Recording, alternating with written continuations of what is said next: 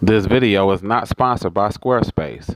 So if you need web hosting, a domain or something like that, you on your own, because they don't know nothing about Yoyos.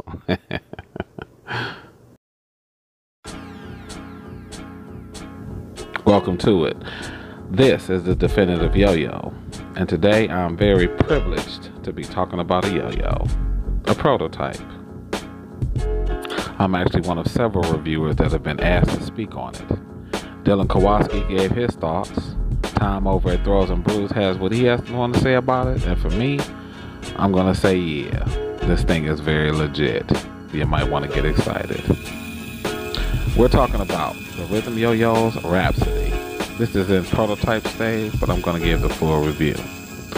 But before we do that, let's talk about the man.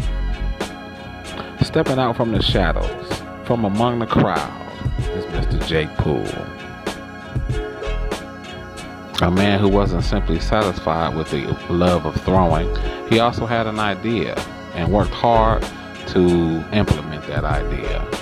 And I have to give him kudos for it. He's not the first, but I saw him on ground level with this. So I have a special interest myself.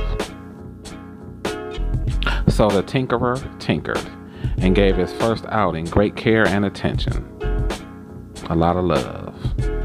But more than that, he designed this yo-yo with help from the community, asking members of the yo-yo community what we would like in a design, incorporated that input and feedback, and also worked to combine the H and O shape, which we see here.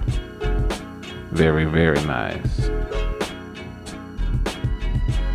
Time for a little transparency. I was able to get my hands on a first run prototype. So I cheated a little bit and got very impressed by this yo-yo. It, I don't know, it looks like it might be blocky, a little sluggish or whatever, but it is anything but. We'll talk about the differences between the two prototypes in a second. What's surprising about this yo-yo is that it is very comfortable in the hands. It's mid-size and doesn't feel bulky or sluggish. Quite stable. This thing stays on plane much longer than you would think. It's been compared to the Aviator 2. I can see that by the pictures. But I don't have an Aviator, so the closest thing in my collection is this Tapio Quantum. Same aggressive width in the gap. These big, thick, meaty rims. They're at a different angle between the two. But they also have a IRG that's pretty substantial.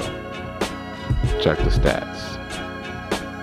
The diameter does put it a little smaller, but that 65.3 grams makes it the perfect weight. This thing is super balanced. I don't know how to explain it. Jake really knocked it out of the park with this. But right now it's time to compare. The biggest difference between the two prototypes is the finish. The finish on version 1 here feels a little less refined. It may be because it's been out in the open a little more, so there might be some oils from fingerprints. But the finish on this second prototype, oh man, I have not felt a finish like that ever.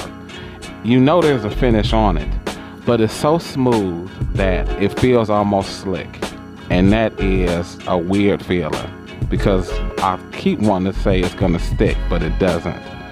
Very, very unique. Even out in the wild, this thing is dazzling. Now, it doesn't catch light any more than any other yo-yo, but something about it on camera does make it sing a little bit. So, I wanted to take it outside and do a little Tokyo Yo style out in the park. Just one more demo. So, I'm not great at Eli hops, but with this yo-yo, I hit it way more consistent. I don't know if it's me or the yo-yo itself, but whatever it is, this thing makes Eli hop seem almost doable. Yeah. As summer comes to a close, we got a lot of options as far as monometals are concerned.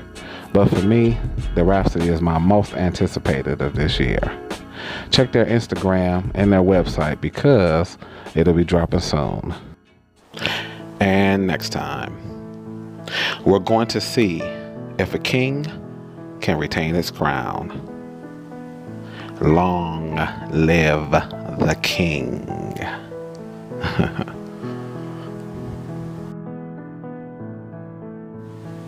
This has been the Rhythm Yoyos, a Rhapsody review. I'm simply Mike, and we'll catch you in the next one. Peace. I'm not sponsored by Audible either, suckers.